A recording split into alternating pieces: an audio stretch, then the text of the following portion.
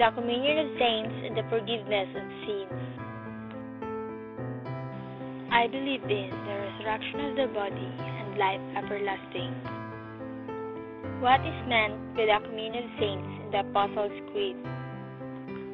By the communion of saints is meant the union of the faithful on earth, the blessed in heaven, and the souls in purgatory with Christ as their head. Through the communion of saints, the blessed in heaven can help the souls in purgatory and the faithful on earth by praying for them. It is therefore a holy and wholesome thought to pray for the dead that they may be loosed from their sins. Should the faithful on earth, through the communion of saints, honor the blessed in heaven and pray to them? The faithful on earth, through the communion of saints, should honor the blessed in heaven and pray to them, because they are worthy of honor, and as friends of God will help the faithful on earth. Let us now praise men of renown and our fathers in third generation. Ecclesiasticus chapter 44 verse 1. Can the faithful on earth, through the communion of saints, relieve the sufferings of the soul? It is therefore a holy and wholesome thought to pray for the dead, that they may be loosed from their sins. 2 Maccabees chapter 12 verse 46. The faithful on earth, through the communion of saints, can relieve the sufferings of the souls in purgatory by prayer, fasting, and other good works, by indulgences, and by having masses. Pray for one another that you may be saved. For the unceasing prayer of a just man is of a great avail. James chapter 5 verse 16. What is meant in the Apostles' Creed by the forgiveness of sins? By the forgiveness of sins in the Apostles' Creed is meant that God has given to the Church, through Jesus Christ, the power to forgive sins, no matter how great or how many. Receive the Holy Ghost, whose sins you shall forgive, they are forgiven them, and whose sins you shall retain, they are retained. John chapter 20 verses 22 to 23. I believe in the resurrection of the body and life everlasting. What is meant by the resurrection of the body? By the resurrection of the body is meant that at the end of the world, the bodies of all men will rise from the earth and be united again to their souls, never more to be separated. Behold, I tell you a mystery: we shall all indeed rise again. 1 Corinthians chapter 15 verse 51. Why will the bodies of the just rise?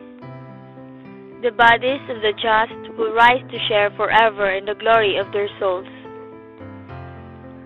Has the body of any human person ever been raised from the dead and taken into heaven?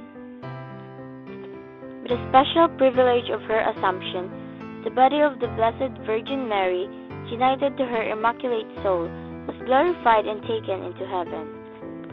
Why will the bodies of the dumb also rise?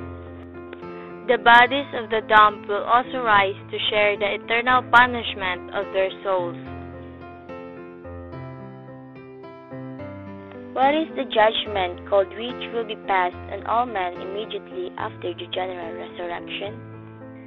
The judgment which will be passed on all men immediately after the general resurrection is called the general. And he charged us to preach to the people and to testify that he is who has been appointed by God to judge of the living and the dead. Acts chapter 10 verse 42. What is the judgment called which will be passed on each one of us immediately after death? The judgment which will be passed on each one of us immediately after death is called the particular judgment. For it is easy before God in the day of death to reward everyone according to his ways. Ecclesiasticus chapter 11 verse 28. Everyone is judged immediately after death. What will there be? What are the rewards or punishment appointed for men after the particular judgment? The rewards or punishments appointed for men after the particular judgment are heaven, who are punished in purgatory.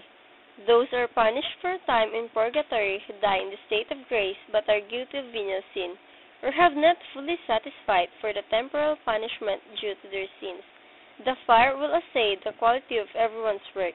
If his work abides which he has built, then none will receive a reward. Who are punished in hell. Those are punished in hell who die in mortal sin. They are deprived of the vision of God and suffer dreadful torments, especially that of fire, for all eternity.